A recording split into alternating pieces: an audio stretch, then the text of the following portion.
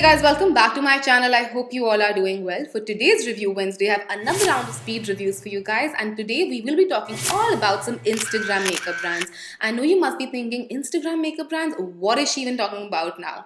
Basically, over the last 2 years, I have been seeing a lot of makeup brands crop up on Instagram, and Instagram has sort of served like a base, and these brands have developed a lot of hype, gathered a lot of attention through Instagram because they've been doing reels and interactive sessions and all of that. So I thought, you know what, let's sit down and test some of these brands out today. So I have Kyoot Cosmetics, Niv Cosmetics and Grace Beauty. These are some of the more popular brands over on Instagram, and I have a lot of thoughts, some more general, some more specific to these brands. So without any further ado, if you want to know my views, reviews and everything in between on these local, women owned, small business, bougie, indie and all of those hashtags that these businesses use, then please keep on watching. Let's start off with some more general things that are true across these brands now, because these were Instagram brands. You have to slide into their DMs, wait for them to respond, then do a bank transfer and all of that if you wanted to purchase something. But now all of them have a website, so you can directly purchase from their website. However, none of them offer free shipping, which is a bummer in my brain, because somehow if I'm buying something worth rupees 1100, it's completely fine. But as soon as it's like 1000 rupees plus 100 rupees shipping, I'm like, nee, not gonna buy that. I know it's weird, but that's just how my brain functions. I also want to quickly mention I'm all about supporting small businesses. You know that about me. I'm all about women empowerment. Again, that's something you know about me. But somehow I can actually make it out that these brands are owned by like young teenage girls or girls who are in their early 20s. Now, I'm 27, which is still early, like young, but I have been in this industry for a very long time to know some standardizations that need to be followed, and these are not being followed when we talk about these products. By that, what I mean is there are no clear ingredient lists mentioned for anything, which is a big bummer. You need to know what you're putting on your face. There are no weights mentioned in a lot of cases. Again, you need to know how much you're actually paying for. There are no clear swatches of things. If there are swatches, they're taken in golden light because that's the Instagram aesthetic basically. But golden light is very deceptive, and sometimes there are no swatches altogether on the website. So that's like, wow, it's like a hit and trial game. It's a game of luck. You might get something you like, you might get something you absolutely hate. There is no way of knowing if you're going to actually end up getting something that is shown on screen. So that felt like a little I would wish that these brands would step up a little. I know for small businesses it's harder and all of that, but at the end of the day, it is a business and you need to level up to make sure that the customer is getting the required information that they need before they make a big purchase from your end. All right, so that's something I wanted to say. And now that the general information is out of sight, let's move on to more specific things. Let's start with Kyoot Cosmetics Blush Flush, which are basically cream blushes and they retail for rupees 355. You have 4 color options, and I did pick up 2 shades. I actually picked up 2 shades in everything because I wanted to see if there's consistency between different shades or if the formulation changes or anything, and it actually did help me a lot. But coming back to Blush Flush, you do get it in a cardboard box like this, which is quite sturdy, but there is no information mentioned on it, not even the shade name. So you will have to get to the actual packaging to know the shade. When you talk about the actual packaging, it comes in a really cute hard packaging with like holographic monogram on the top, which is very, very cute. However, I have to say that the names are mentioned on the back, and I have name on one of them and not on both. I ordered the shade Hun and Bun, so I know the other is Bun only because Hun is mentioned on one of the packaging. Even though it's very cute, it's a little difficult to open. It's very, very tight, and even if you're not wearing fake nails like I am, it becomes very difficult to open for the first few times. I feel like after first 15 times you open it, it can become a little smooth, but as for the first 15 times, it's going to be very difficult. You do get a mirror inside in heart shape as well, which is very cute detailing. I really, really like that. And the pan is also in a heart shape. Again, a very cute detailing.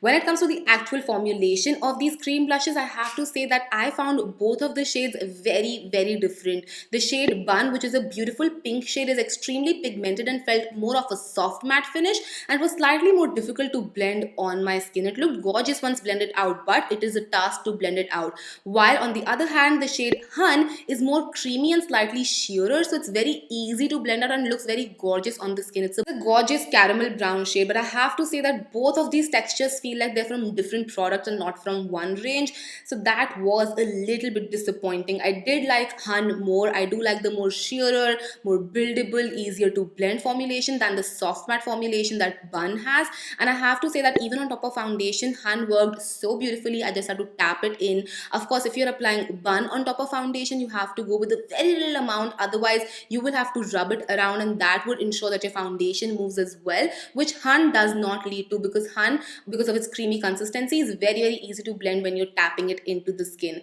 Overall, I do want to see a little bit more consistency from the brand, even when it comes to the packaging and the naming and all of that, and the formulation as well. I have not tried the other two shades, so I cannot say what kind of formulation they would have, but you cannot make out the formulation from one product, so that is a little disappointing. They feel very, very different, very different. Even when you're swatching them on your skin, let me just show you in real time as well. You can see, so if we swatch bun, let me swatch it right here. You can see it's extremely pigmented, but when we go in with hun and we go in with that same amount of dips, it is much more sheerer and much more creamy on the skin. So overall, even though they are like nice and they feel good, they have a lot of discrepancy. And I have to say that my hun shade was sweating while my bun shade wasn't sweating when I got them. So that was another thing that I noticed. As soon as I opened them up, there was a little discrepancy there as well.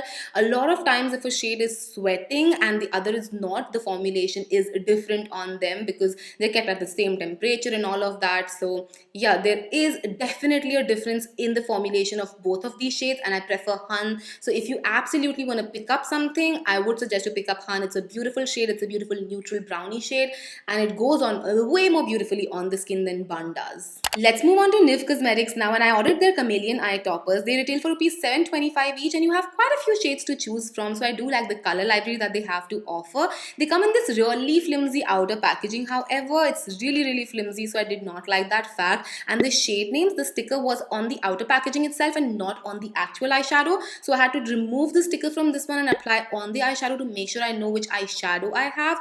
So that was a little something I had to remedy out myself. Not the end of the world, but I would have liked the sticker to be on the eyeshadow itself as well. When we talk about the actual eyeshadow, I do really like the packaging. It comes in this clear packaging, looks very chic, very nice, and it also has this cotton of sorts to make sure that the eyeshadow stays in place because of the texture. The texture on these ones is slightly more flaky, more gritty. I have two shades with me right here. The first shade I have with me is Nebula, which is this beautiful blue brown sort of a color. I have it on my eyes as well. It's a very, very gorgeous color. Looks so beautiful. The shifts are insane. And the second shade I have with me is called Phoenix. This is another one of their best sellers, and this is like a rose gold pink to gold sort of a shift. Again, another beautiful shade. I do have to say that they are genuinely eye toppers. They don't have a lot of base color to them, so when you apply them on your eye, they might look slightly sheer, but you can layer them on for a lot of intensity. However, I do have to add that if you are going to be blending any other shade in your crease out, you want to do that first. If you do that after applying these eyeshadows, they might blend out and you won't see a lot of color. So you want to blend out your crease first and then apply these eyeshadows. They do have a little bit of grittiness onto them, so they can feel slightly texturized on your eyes, and they can have fallout as well, so you want to be a little careful when you are applying them. Now, I did actually try to layer them on top of a black base, and I still have to say they felt very, very sheer. A lot of time multi-chromes on top of black just give you the most impact, but with these, the only way I feel like they would give you impact is when you layer them on and nothing else, and you have to layer them on to just get that wow effect. Overall, I did really like these eyeshadows. I have to say they're the best product I found in this particular video, but they're still a 6 out of 10 for me. I feel like if they were slightly more smoother, a little less gritty, they would have had a much higher rating in my opinion. But the fact that they don't have their ingredients mentioned, the weight mentioned, and again the grittiness, I have to give it a 6 out of 10. But it's still the highest rating any product is gonna get in this video. So if you want to pick up anything from this video, these eyeshadow toppers would be it. I know there are other eyeshadow toppers available in the market which are much cheaper, maybe slightly better than these, but if you really want to support a small business and you want to do something for like a women grown business, then this is the only product I would say that you can go out and just buy. And now for the last brand, I have Grace Beauty, and I ordered their mini lip glosses. I have to start off by saying I'm glad that they have minis up for sale, but with that being said, these are tiny, you guys, and they retail for rupees 119 each. They are tiny, and for the quantity that you're getting, it is a little steep. I don't know the exact quantity, but I haven't used this lip gloss even for 10 times, and I feel like it's almost over. You have the tiniest amount left in there, so it is definitely a little steep. When we talk about the other aspects of the packaging, it does have a doe foot applicator, so that's something I appreciate. However, they don't have the names mentioned anywhere on the packaging, so the whole point of trying before you buy a full size kind of goes to a dump because you can't really make out the shades that you have. You will have to go back to your purchase history, and if you ordered multiple shades, it becomes a little difficult in knowing which shade was there, and they don't even really have swatches up on the website on their sample page, so that's a little bummer when it comes to the actual mini lip glosses. Let's talk more about texture though. When you talk about the texture of these lip glosses, they feel more like lip oils, and I know that they also offer lip oils, but I ordered lip glosses and not the lip oils. They feel like they get absorbed into the lips like within 1 or 2 hours of application. I know with lip glosses you don't have a lot of longevity of the product, but these stay on your lips maximum for 2 hours, not more than that, which is not the best wear time even for a lip gloss. So they are very easy to wear off. They actually get absorbed like a lip oil, as I said.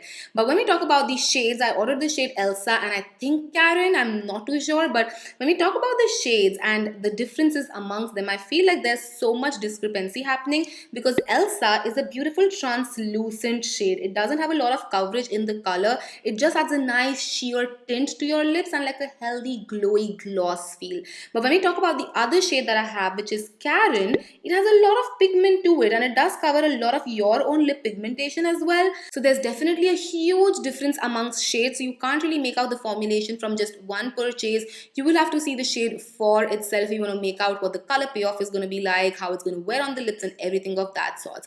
Another thing that I noticed was when I got Karen, there was a weird settlement happening, like the pigments were settling in a certain place, and that's weird because that generally happens in like older products and not in newer products. And even right now, if I keep it in a certain position, the pigments sort of settle over there. It makes me a little uncomfortable, I'm not gonna lie. It's just not the best feeling.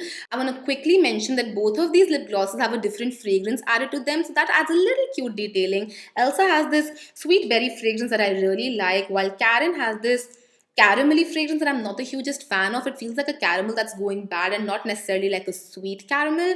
Overall, when we talk about these lip glosses, I'm not the hugest fan. They feel very mediocre to me. The longevity is very okay. There's a huge difference amongst the shades, and then the fact that the shades are not even mentioned, there are weird settlements happening and all of that. I would like to see a little bit more consistency from the brand and then just leveling up overall with the packaging and the experience that they are providing to a customer, because the swatches are not there and so many other things, nitty-gritties that they need to take care of. But overall, that is everything that I wanted to talk about in today's speed review, and I really hope this video was helpful for you all. Do let me know if you'd like me to talk more about indie brands, small brands, Instagram brands, or basically any brands under the sun. I always look forward to the suggestions that you guys have for me in the comments down below. So I will see you guys there and in my next video as well. Till then, take care. I love you all so much. Bye.